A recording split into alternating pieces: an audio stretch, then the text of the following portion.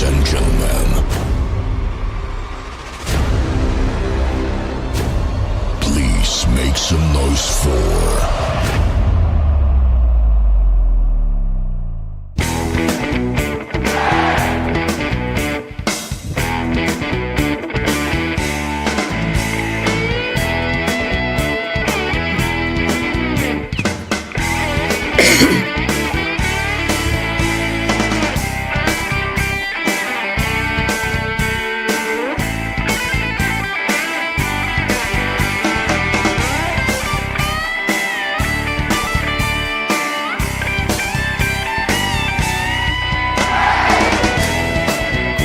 I told him when I come back, we're going swimming.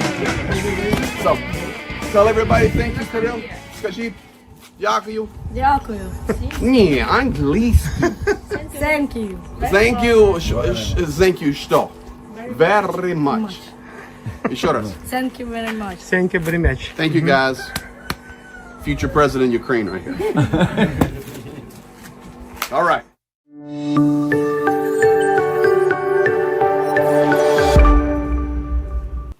Good evening, everyone, and welcome to Ukraine. We are live here right now. Everything is good. Say a prayer tonight. Wish to the moon, whatever your preference is, that we hold power. I do have a little backup plan going on. So even if we drop it, I should kick over to a backup system, and hopefully we'll be okay. I want to thank you for being here. It is 10:18 p.m. live in Ukraine, September the 3rd, 2024. I see all of you guys talking in the chat, and I want to say thank you right from the get-go for all of you hanging out here, chatting. Make sure you share, like, comment. Additionally, make sure you join the Discord. Our Discord is really growing, and I was talking with one of our Discord moderators tonight, and guys, we're getting ready to take that thing to a whole nother level. So thank you for that. Papa Dutch, want to begin by saying thank you for the $2 super chat. Super chat's work too. Life is good. Johnny, hi Greg. Johnny Ned in Norwegian Krone. Hi Greg. Here's for starting or adding to the Power Fund. Thank you for that. Dunk on You 23.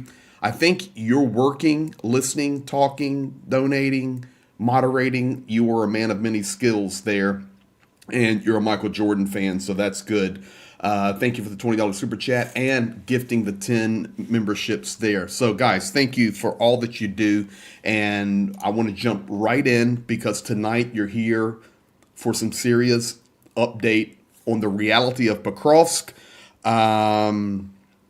the reality of Poltava, the reality of Kursk, and some late-breaking things that are just happening this evening inside Ukraine. So, with all that said, let's get going. And JP Van Eck, it's in the description. Go right to the description of the video. Click that. It'll take you right in, or our guys will help you. Thank you for that. Zhenya, I think you're here. There you are. Welcome. Thank you. Good evening. You know what's really funny, guys? And listen, this is going to be a very accurate.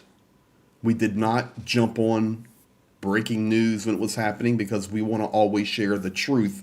And the first 3, 4, 5 hours after something significant happens, and of course, everything in this war is significant, but larger scale, people try to be first with the breaking news, and typically they're sharing wrong information. So tonight, you will get the latest update, completely accurate with what's going on in Poltava.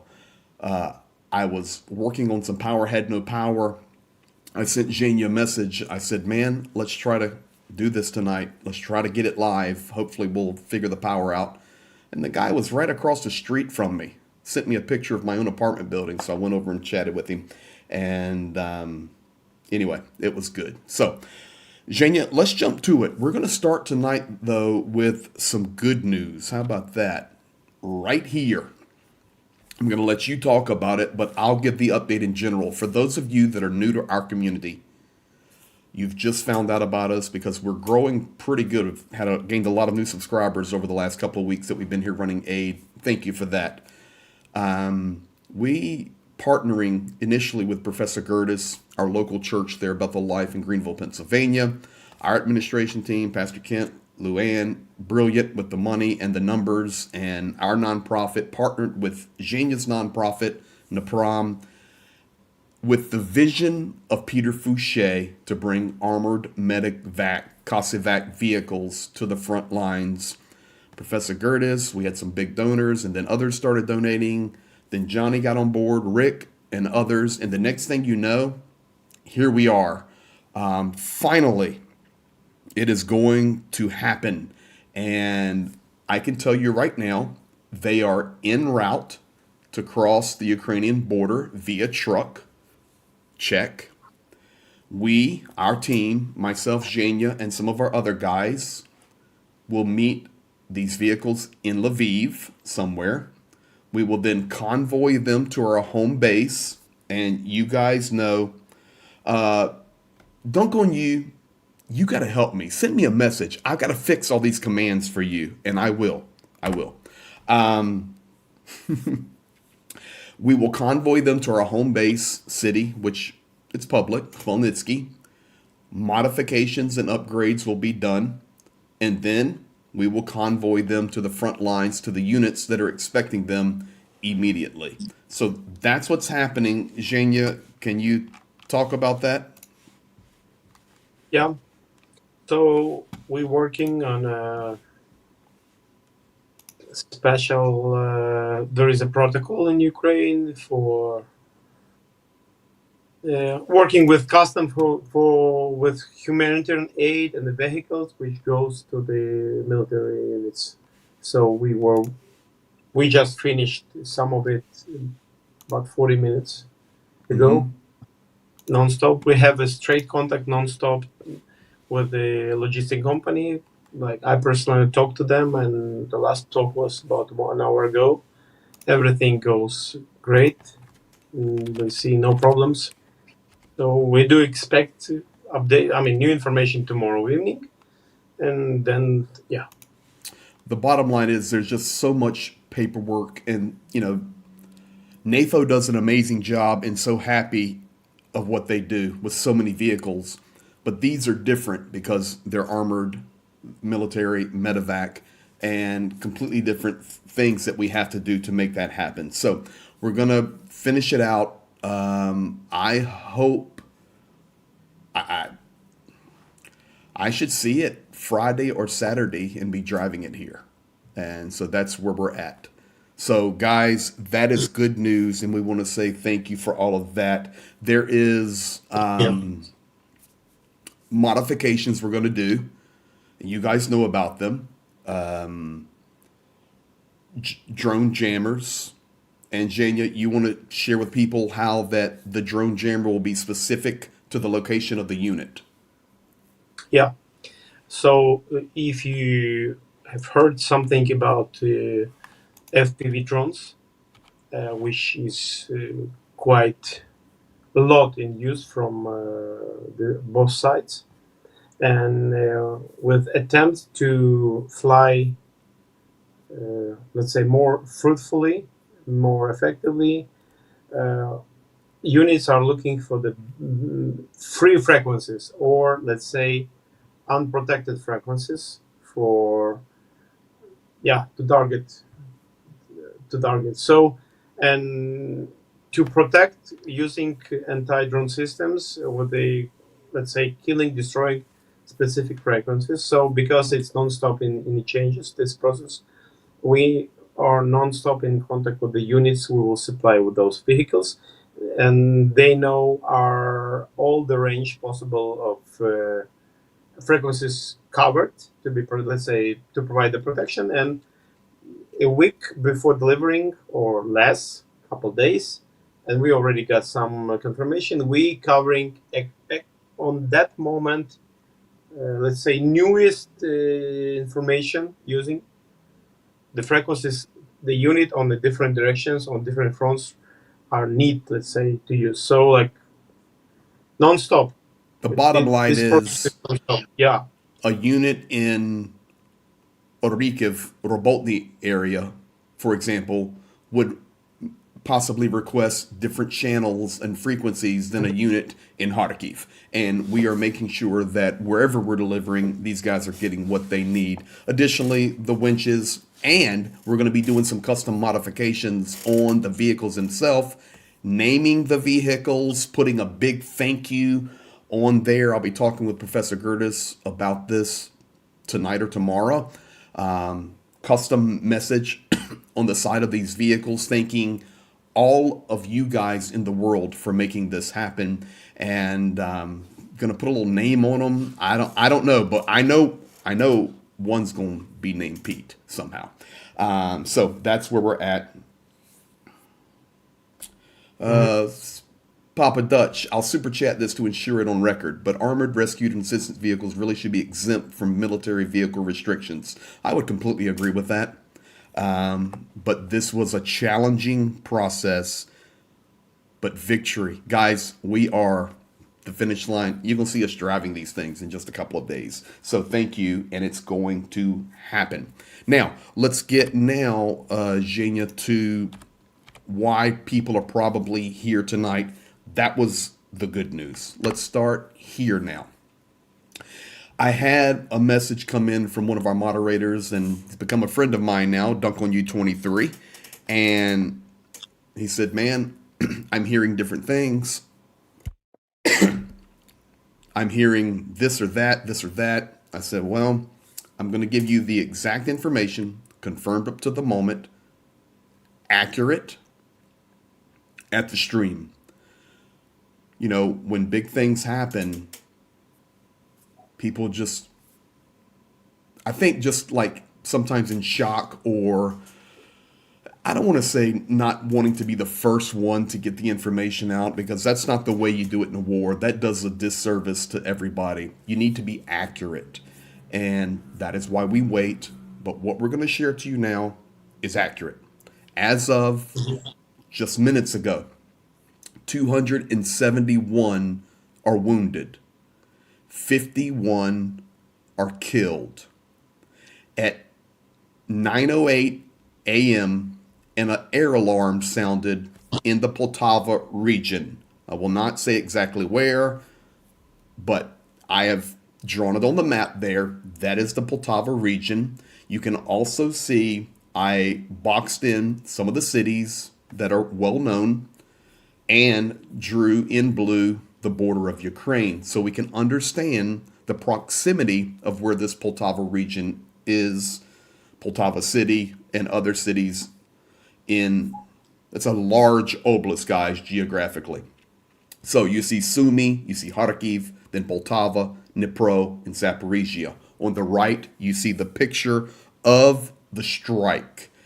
And we have lots of pictures and lots of video, but a lot of them are just graphic, blurred out images, and I don't want to share them. That's one of the angles of the destruction that happened today. From Belgorod Oblast, right where the black arrow is going, just for proximity, for understanding, to the center of the Poltava Oblast is 150 kilometers as the crow flies. Guys, it's not far. You know, sometimes we look at the map of Ukraine and we can't comprehend how far it is or how close it is. So I hope that helps give some understanding. So at 9:08 a.m., the air alarms did go off. There were earlier reports, the air alarms didn't go off, or the hit was first and the air alarm was after. Not true. The air alarms sounded at 9:08 a.m. Some of the trainees, soldiers, and others there went to the bomb shelter. As of right now, there was no military parade. There was no formation. Nobody was giving certificates or awards. There were soldiers being trained in classrooms. There were soldiers and others that went to the bomb shelter, and there were some outside that ignored it. And to be honest, we've all done the same. So let me just finish, Jane, and then you go. At 9:10 is when the first strike took place. It was two Iskander M missiles, one after the other. And this is the 179th Training Center where junior specialists in electronic warfare were being trained. Right now, last thing I have, then we'll turn Jania loose. Right now, there are still people under the rubble right now. They are still ongoing search and rescue operations, and these numbers will adjust. And you may ask, how do they do that? I was just reading about that. They will work for like 4 or 5 minutes, and then they go to 60 seconds of silence where they're trying to listen for a voice, for somebody wounded, and then they could zone in to rescue them. So that's what's happening right now. Okay, Jacob, all you. So there were questions about the population of Poltava. On 2017, it was about 280,000 people in Poltava. Then some moments on that, yeah, the youngest, the students, they had no choice. They were in a safe place in the bomb shelter, and they are okay. They were okay. And what brought more, let's say, casualties, more killed guys from our side. After the first strike, they were waiting a bit, and the rescuers and the other guys came out to help those who was wounded. And that moment, it was the second strike. This is common practice now. What Russia does, they attacking Kharkiv, for example, waiting. The rescuers are coming, and they are launching the other one missile to get more death, because they're fighting with against of all Ukrainians, civilians, kids, adults, grandparents. Then there were some more sirens, alarms. This is why some few times after that attack, the rescuers had to wait before continuing their work until the alarm will be off. This is as well. This is because they could save more people, but because Russia are doing like a real terrorist, they doing that practice, and they're very principled in that. This is why we got like over 50 killed. That's the moment, yeah. Well, I want to go to the chat now because people are asking some questions about this, and I want to make it very clear. We are very confident that the information we're sharing with you guys is available to be shared. It's public, number one. And secondly, we know it's accurate. Let me do that. First of all, Catherine, thank you for that 1999 super chat there. Let's do this. Thank you, Catherine. I want to do this. Stretch. Why would they not train on the other side of the country where it's safer than move in positions when trained? Stretch? That's a great question. I will tell you this. There is already communication going on in the military side and the governmental side that Ukraine must do a better job of concealing their training, taking it serious. This is a mistake that Ukraine repeats. Not everywhere, but in some places, they're just too open with their training. Zhenya and I have driven by a certain place in central Ukraine many times. That's a training ground. And we just tell you the truth here. It's just not hidden as good as it should be. And this is what happens there. Mr. Lion Dust with the 5.99 euro. Thank you for your honest reporting. You are welcome. Zhenya, you want to say something? Yeah, I wanted to add for people like think about that if in during Zaluzhny time, if you know who is Zaluzhny, there were new rules very strict for all military units Mm-hmm. and including educational institutions, military educational institution. No gathering soldiers outside, and yeah, to and this is the rule is still the same. So will not comment on that, but this rule is for all military unit on all territory of Ukraine for all military institutions, and we do not know the like more details yet, but yeah, this is just a terrible situation, Let me and let's keep on that, answering the questions.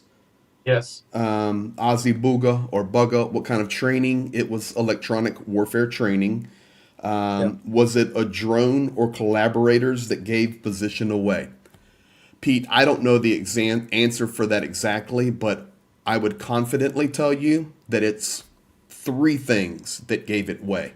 Number one, Ukrainian lack of proper security at a training facility. Number two, could there have been drones? Maybe, but most likely not. Third, collaboration giving positions away? Absolutely possible. Absolutely 100% a possibility. Between the combination of it all, we have what we have. Lauren, thanks for supporting the community. Bobo Uzala, double tap. Yes, it was. Ballistic events, there must have been a rat telling where the Russians were to hit.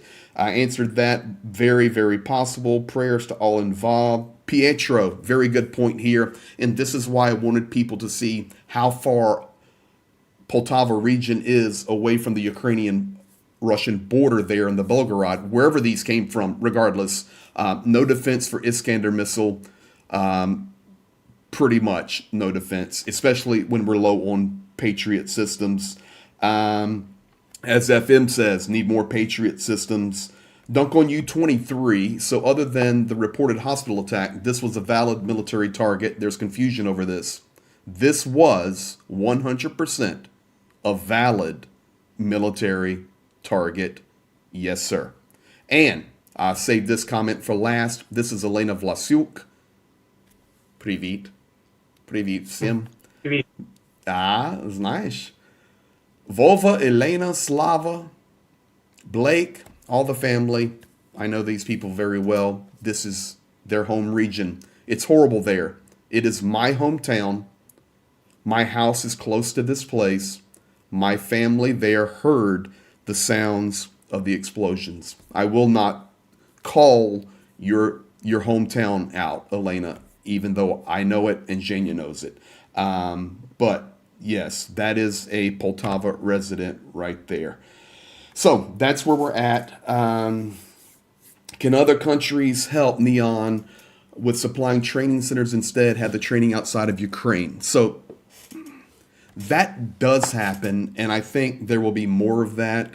But you're talking about a lot of soldiers that need to be trained with mobilization, with the war, even the push in the Kursk region, which is requiring soldiers, plus the defense in the southern and the east.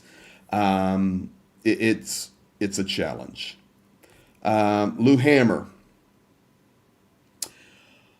Okay, vaporized another military academy in Sumi. What I do know is Sumi was just hit with ballistic missiles. I don't have update on that yet. I will see what I can find out. But this is a cycle right now, and we'll see what happens. I'll check that in just a minute, and Jane, you can check it too. So that's Poltava update, completely accurate, and I hope that that answers any questions that were out there that you guys may or may not have. I know Professor Gertis put out an update earlier, and he says, okay, check Greg's channel because they'll be giving you an update, and we are. This is the Poltava update. Anything else you want to say there? Yeah, on the explosions in the Sumi, Yeah. it was they hit it one of the building of universities. So University. Sumi has been hit just now, university building. We'll see if we get more information on that. 1964 Corvair won, and I know what a 1964 Corvair looks like. Great discussion. Thanks for what you do. Thank you for that as well. Chris Lundy, great comment there. The solution is not to move Ukrainians to NATO countries for training, but to move NATO into Ukraine with complete air defense. Why are we still playing games with people's lives? You know what? Слава Україні!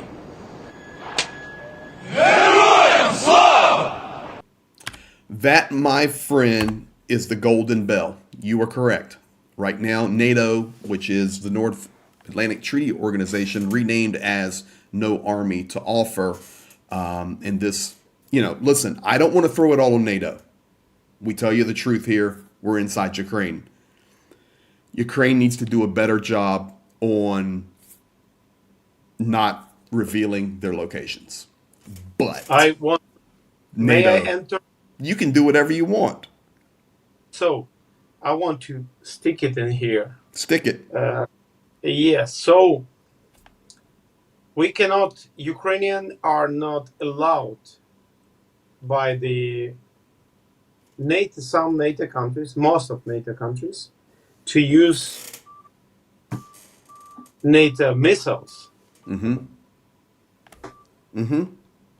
against of the places where the Russia launching these missiles from.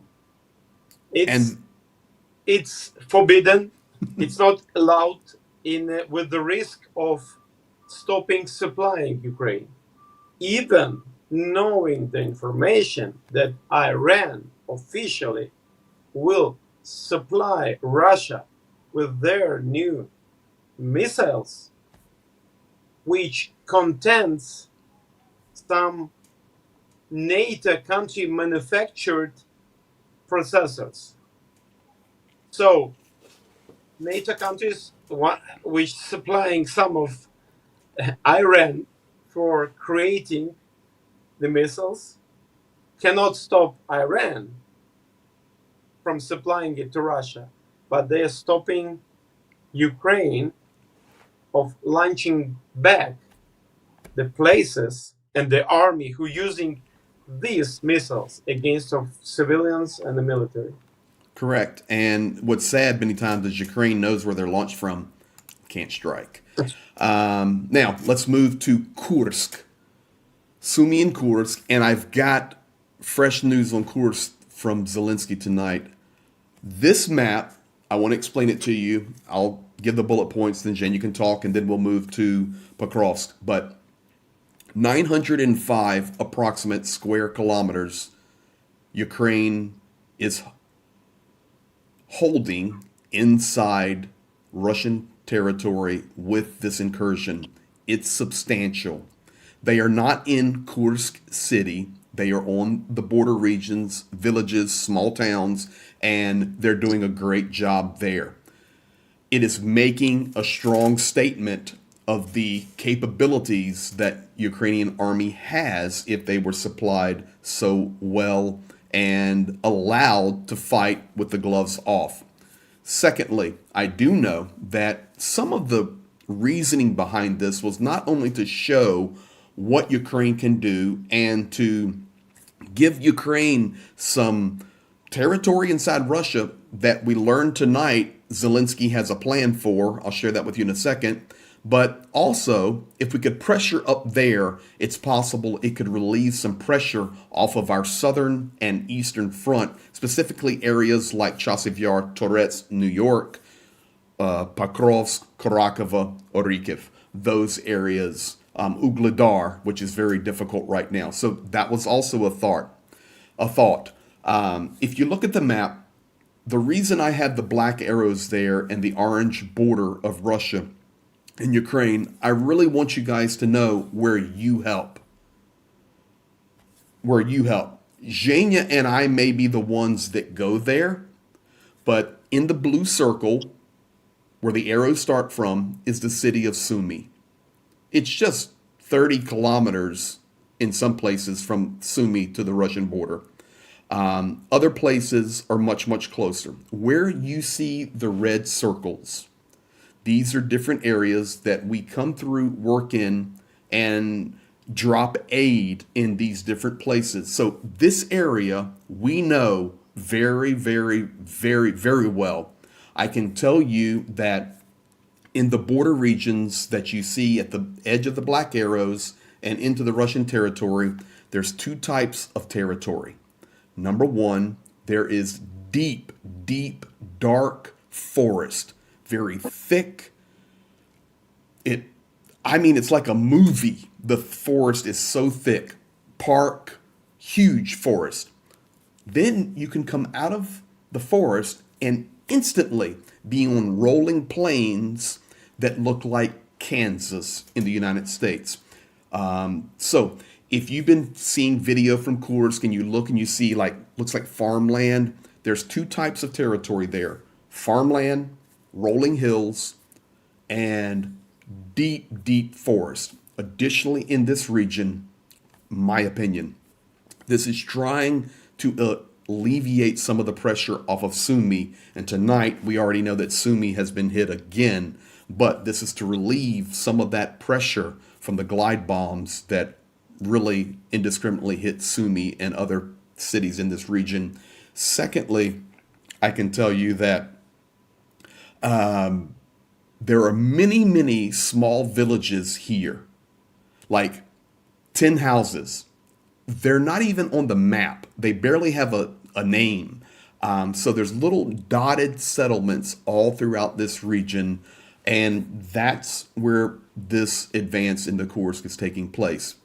Tonight, Zelensky, communicating, I believe, with NBC, said, "We plan to stay until negotiations." You guys can look it up. Go to NBC, go to YouTube. That's what Zelensky said tonight. We plan to utilize this for negotiations. That doesn't mean Ukraine wants to negotiate the end of the war, but it gives Ukraine territory in Russia that they can use to negotiate. So that's the Kursk update. And to be honest, that's good news. And I want to enter one thing, and you will not hear from Zelensky, as I know, and as all Ukrainians know, ideas what Russia does. Oh, these territories are ours. It's historical just right to get it back. No, it is not the Ukrainian way now. And just for you to know, so this blue, you see that the blue, territory 905 kilometers squared, yes. as Cancel. If old hot rodders, there we go. Unite and build all-terrain vehicles. I got you. For Baja, think what we could do for Ukraine. Papa Dutch showing your redneck historical roots there, sir. $5 super chat. Thank you. And Reb Tyree, $50 for sugar cubes. And we've been giving them out like crazy. Zhenya, you were in the middle of the thought, and then we'll thank Reb. Yeah. So the territory which is controlled by Ukraine now, and surely Ukraine has responsibility for these territories or about civilians, is just a 4% of Kursk region. 4%. And you will hear probably controversial ideas. Is it works good or is it works bad for Ukraine? We don't know the whole plan. And yes, the fact is it's a real fight there. And yes, the fact is that situation on Pokrovsk direction, that let's say all Donetsk region, that east side of east front are terrible. I mean, for Ukraine, and but being stabilized a bit during last day or two. And we don't know. We just trust our commanders in this way and support our army, support civilians, support our people, because we fight for own like land, for own sovereignty, own freedom. We never wanted other territories. We're never sending information or propaganda that Ukraine wants to get back Ukrainian territories. No, we want international confirmed laws. And by the way, Greg, if you remember Sumi, two good guys we were helping from the name of all our society in the Sumi region, really were the red circle in Sumi region. Yes. Two good boys gave made a gift to us, and so good boys gave us this bad boys. Mark, and I'm drinking it just to say, okay. Actually, those are the guys we were sitting with when that bomb went off, like a street over, and they said, "Time to go." You remember? Yeah. That was very, very difficult. But yeah, great guys there. I want to say, I hope internet holds out. We're doing good so far, but I'm having issues on my ability to push social comments. Reb Tyree for Sugar Cubes. Dave Davies, Canadian 69.99 super chat also that we will use for Sugar Cubes. Guys, if you're here right now and you do not know what Sugar Cubes are, they are anti or drone detectors, which runs on a different range of frequencies and allows the person or maybe a unit to know a drone is over them. Zhenya and I run with one, and we're now giving them away to soldiers that do not have any. So that's what they're talking about, and they come in different types, different qualities, but typically between about $100, $150 for a good sugar cube. So we're nicknamed Sugar Cubes. We're putting the money together. We're buying them, and we just drop them and give it away to soldiers that do not have one to save their lives. So that's what that is. To explain it simple way, if the guys are going on a position or sitting on a position or before the launching their drone or something, they checking situation over them with that drone scanner, drone detector, and it shows if there is a frequency working. It shows on what frequency there is a source working, and then they know probably Mavic or other type of drone over them. They can be they can hide or just be quiet, not moving, or something like that. It saves lives in and yeah, simple way, but it helps to save life. Malcolm Beals, my friend, in the chat. By invading Russia, you are proving to the West Russia's red lines are all a bluff. Great comment, Malcolm. Thank you for that. Michael Jurgensen. Okay. Michael, I need to get Michael, thank you for that. Okay, brother. Here's some for Sugar Cubes. Bring back the original borders. Michael, what currency is that, if you do not mind answering? And thank you for that. We will be getting more Sugar Cubes immediately, and you guys will see them delivered. But Michael, what currency is that? I haven't seen that one yet in the chat. That's a new one for me. Let's go to the next one, Zhenya. The next one here. Pokrovsk. Let me explain the map, and then Zhenya can talk about it.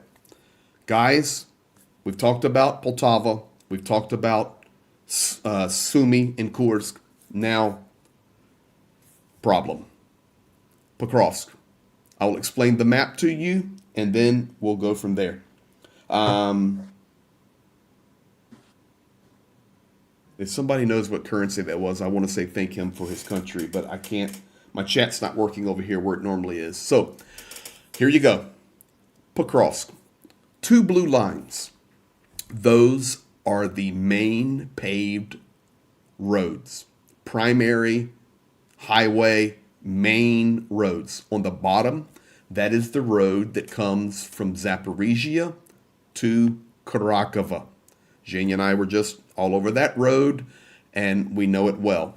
Don't really want to focus on that road right now, maybe on another update. I want to look at the northern road. That is the blue road coming in to Pokrovsk. Where does this road initiate? Dnipro. Dnipro, it comes to Pavlograd, then it comes down to Pokrovsk. At Pokrovsk, you see the road split there. It goes left through Mirnograd and continues on up to Konstantinivka, which is the support for Chasiv Yar, Kramatorsk, Slavyansk, and the gateway on into Siversk and the very eastern fronts.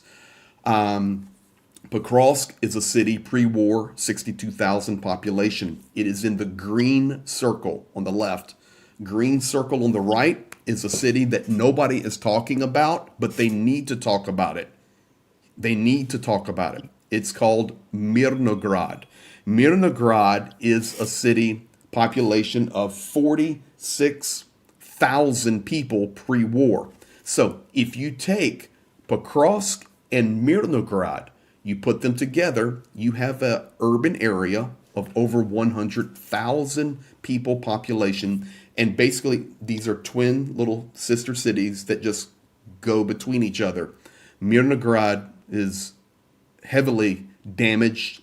Pokrovsk now, of course, with the evacuations under increased artillery and shelling. Now, the big orange circle there in the middle of the map, that is where Zhenya and I deliver the aid that you guys support and give. That's all of those regions. The bottom orange, we run a lot of aid down there.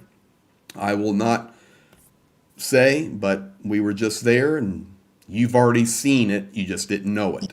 All of those areas. Now, I've added something to the map that's very important. The 2 parallel black lines kind of running up from the left, up below Pokrovsk, and then on toward Konstantinivka. You may ask, okay, what are those? That is an indication of elevation. Pokrovsk is up on a hill, like a high plain, almost like a plateau.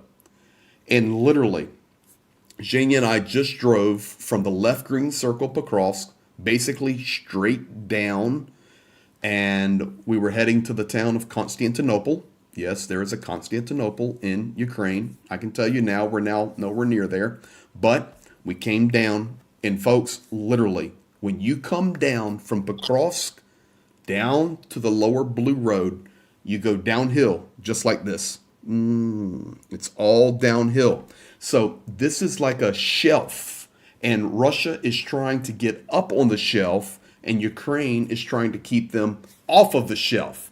This is a high ground and opens a gateway to push backwards to Konstantinivka and Kramatorsk and up to Dobropilia, to push westward toward Pavlograd, Dnipro, and to exert heavy pressure from high ground to all the Ukrainian military that would be at the bottom in the orange circle down there. This is why Pokrovsk is so vitally important. I want to show one more image, and then we'll let Zhenya talk about it.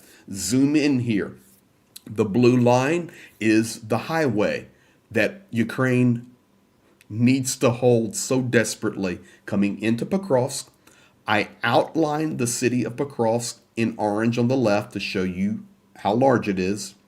Between Pokrovsk and the little open gap there before you get to the orange is 2 more villages. Rivna is one of them, little Rivna village.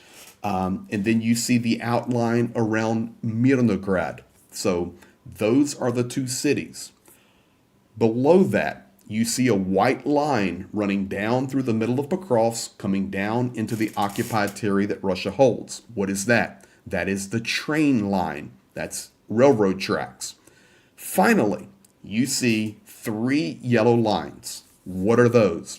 Those are the main paved roads that come into Mirnograd. There are 2, and then there is 1 that comes across the fields and hits the main road and goes right up into the southern part of Pokrovsk.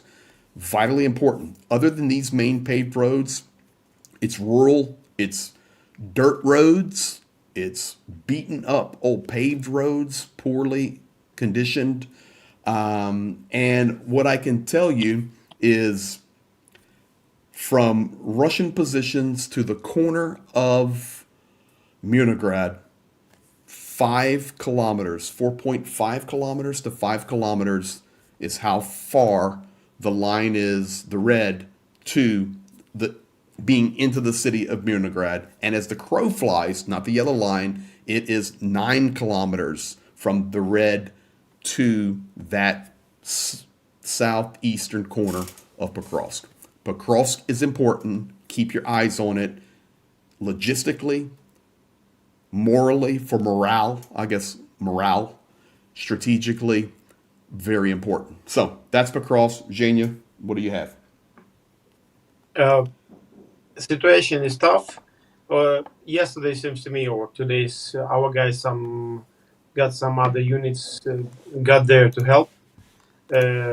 We'll see the result. Let's trust our guys. Let's trust our Ukrainian warriors and the soldiers and the military guys and the commanders. I do expect better news. And yes, one of the vehicle goes, I would say, that direction Yes. with no details. But yeah, sorry, like the Jenny were asking about medicine, some medical aid. To answer the question, probably it's better to contact straight to Greg Terry and to describe or like specifically what volume, expiration dates, and the positions you have. That's a little bit just it answer to the chat. Thank you. So- Thank you for watching that with me. Go ahead. Principally, Pokrovsk is important place, and to get Pokrovsk, they need to get Kurakhova first and Ugledar, but fights everywhere there.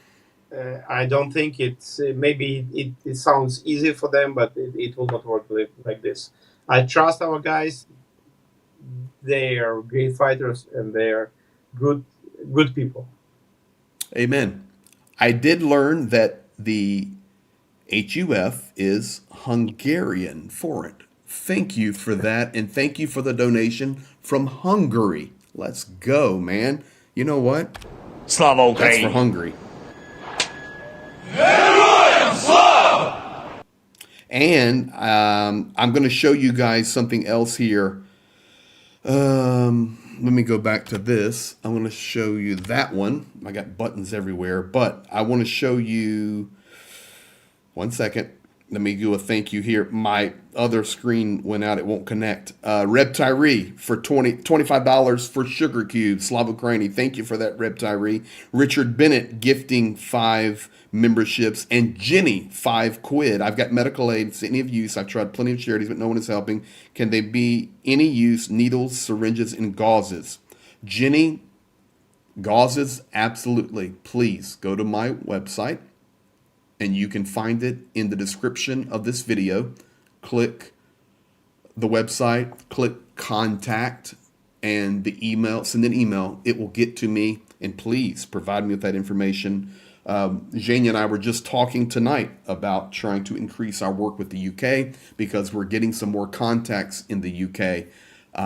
So it's going to be good. So thank you for that. Now, let's go. I want to show you this. Everybody, here it is. Zhenya just sent this to me. This is a sugar cube. Personal drone detectors. Ukrainian Sukorok.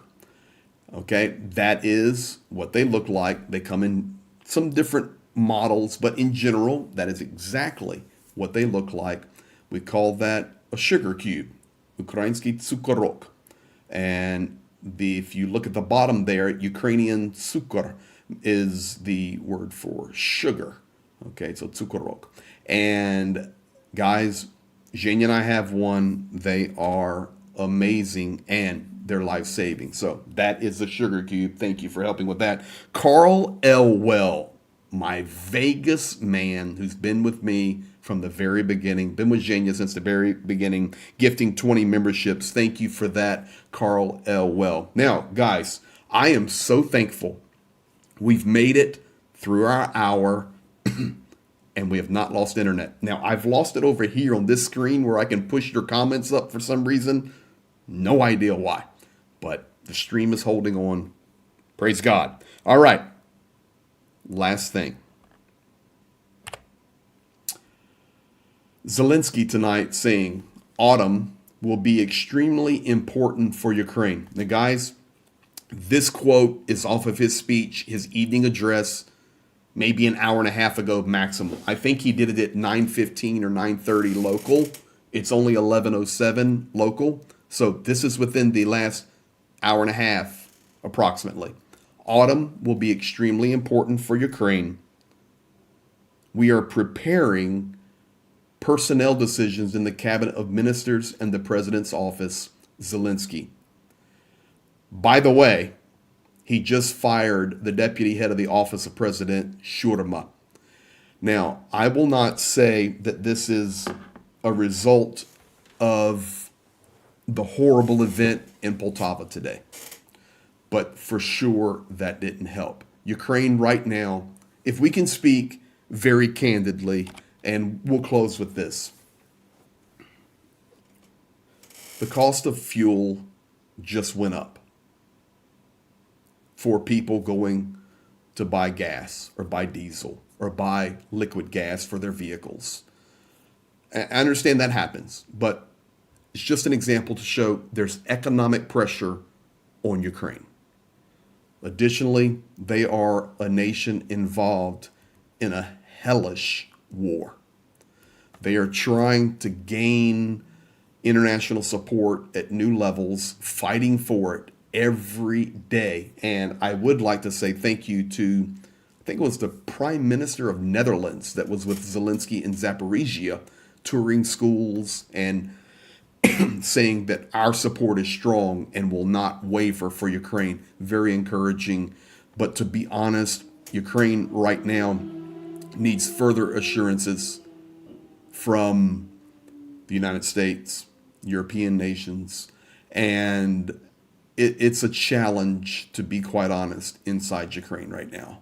And then when you have large bad events like today at Poltava, it doesn't help with the pressure. Ukrainians are standing strong. They're fighting strong. The morale has good days and bad. I think that's fair to say, Zhenya, because that's a pretty direct statement.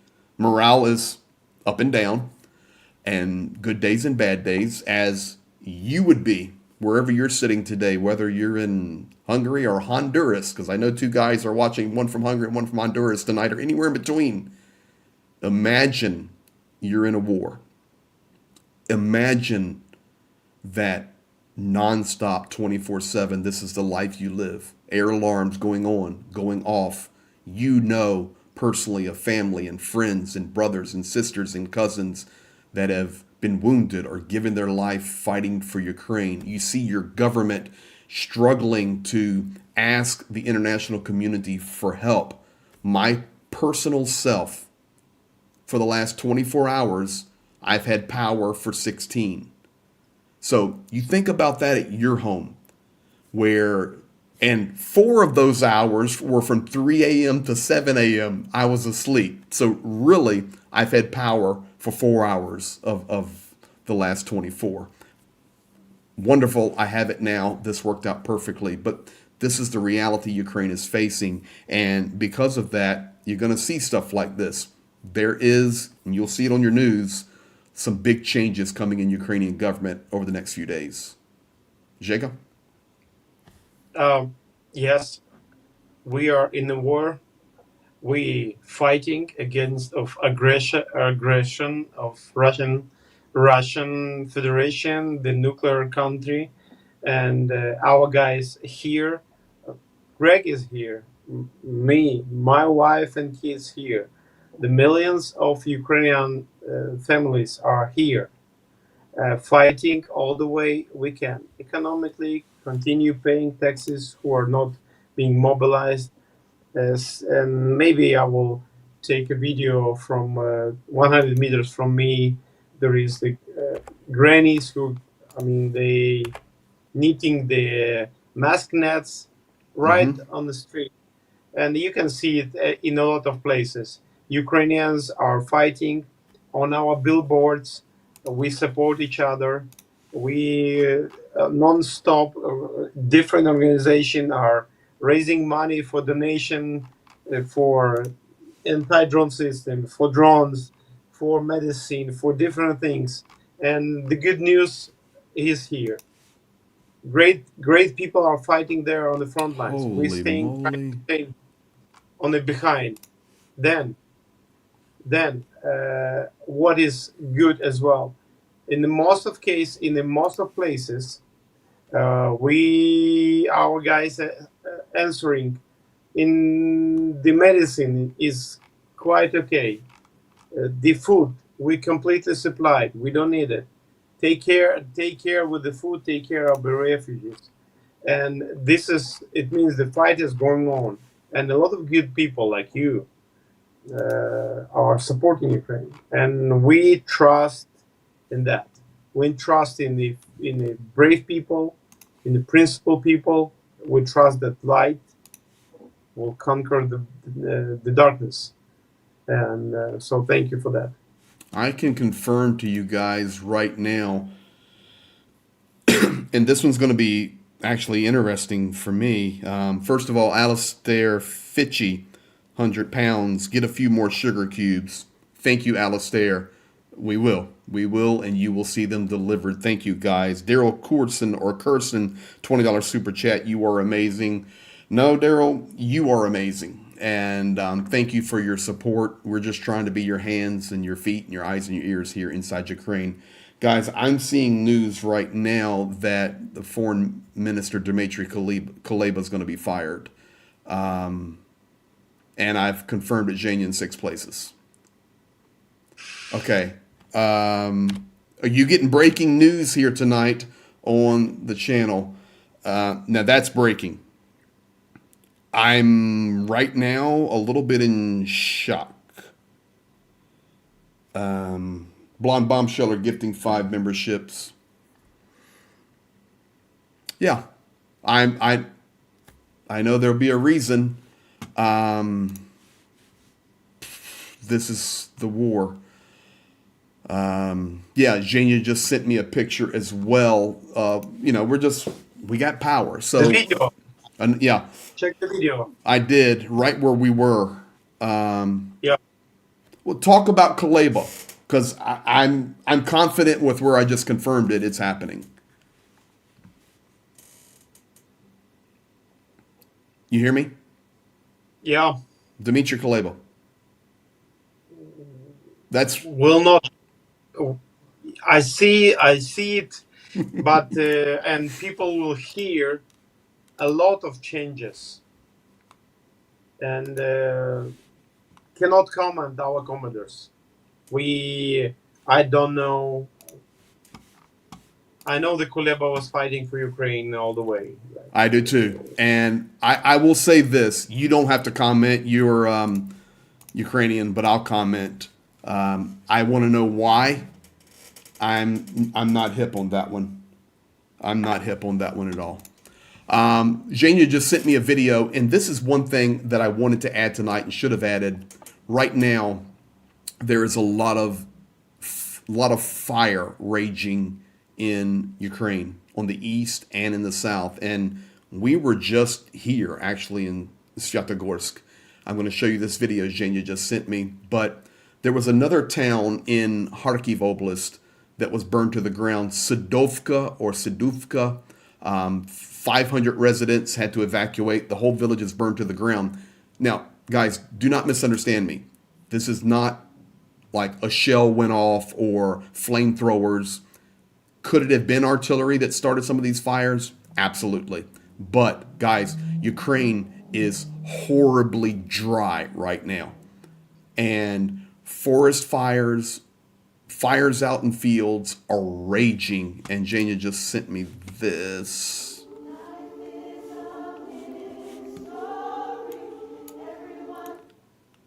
I'll take the volume off so we don't get a copyright strike. But there you go. We were seeing this stuff nonstop. But this is where we just were. Svyatogorsk. This is what's happening in Ukraine right now. Let me get the last ones here, and we'll tell everybody good night. Blonde Bumsheller gifting the 5 memberships. I got it. Thank you. Let me go back to the chat. I'm having to use my phone. I feel like Starsky. Starsky's always reading his phone for the chat.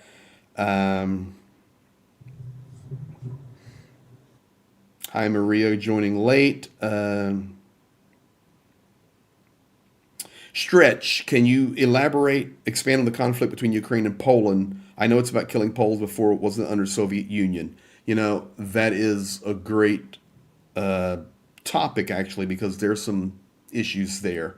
Zhenya, what was, just in general, the conflict between Polish and Ukrainians in the West?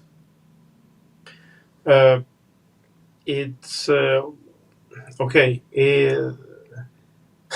It's a whole. It's different moments. There, it depends on what time. Like when it goes, it depends of what period of time, because it was a neighboring countries, and there were fights just time ago, and there was a moment when the Soviet Union, there were the bad things, as probably you remember, the beginning of the World War II. The moment was when Stalin had a secret agreement of dividing Europe, and they basically both attacked Poland, and they had a parade in one of the city on the north, together, the Nazist army and Soviet Union army, and later the Nazi Germany attacked Soviet Union, and there were moments there were moments after, and there were moments before. And it's I don't want to go there. There is a moment which is like open, and it's there is tension. Yes, and but I will not go there, like, because it's there is a moment, and in a different period of times there were terrible moments. I would say like that. Larry and Debbie Menninger in the house. Hello, Larry and Debbie. Welcome. Tracy Oceanfire 777 gifting 10 memberships. Thank you for that. Free Birdie 199 praying for you tonight. House of Prayer Buckingham, Virginia is in the house. What's going on? Thank you for that. You rock, Free Birdie. Ronnie Vraken, get ready for the next raffle. Yep, we will be. You know why, guys? Because we're going to be getting these vehicles delivered imminently, and we're going to do something else amazing to help Ukraine. And we're going to finish Project Konstantin, Pete's vision and dream. So there we have it, guys. Thank you for being here. Lot of updates tonight. Consider yourself completely updated to the moment on Poltava. It's accurate. Kursk, it's accurate. Pokrovsk, it's accurate. Updating on the armored vehicles, it's accurate. And now we're seeing that there's going to be some shift in Ukrainian government, and we will see what unfolds from that. For me personally, as an American working inside Ukraine, and now today, actually, I officially became a legal Ukrainian resident.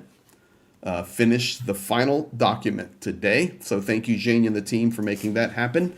In fact, I'm proud of it. I'm so proud of it. We worked really hard for this, so I'll cover up the pertinent data, but let's see. Maybe like, I can do that. So I look like a good Cossack. But that is my Ukrainian passport. And my numbers are covered up, but so thank you guys. There's a lot of work that went into that. And we made it happen. I think that's where we're at. Hubert, thank you for that. Tito, you're welcome. Thank you to everybody. Listen, if you're jumping on here, I think Starsky's doing a stream tonight. Go check it out. If power stays good, I will be dropping more video. Been editing.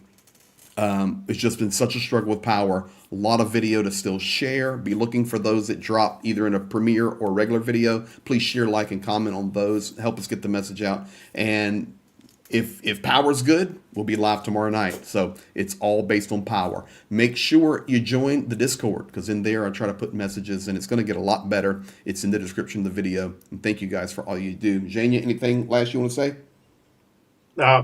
Thank you very much for all you do. Thank you for support. And thank you for standing together with Ukrainians. Amen. Fighting for freedom. Thank you. You want the first one or the second one? You go ahead. Okay. So, good night to all. And to all, a good night. Слава Україні!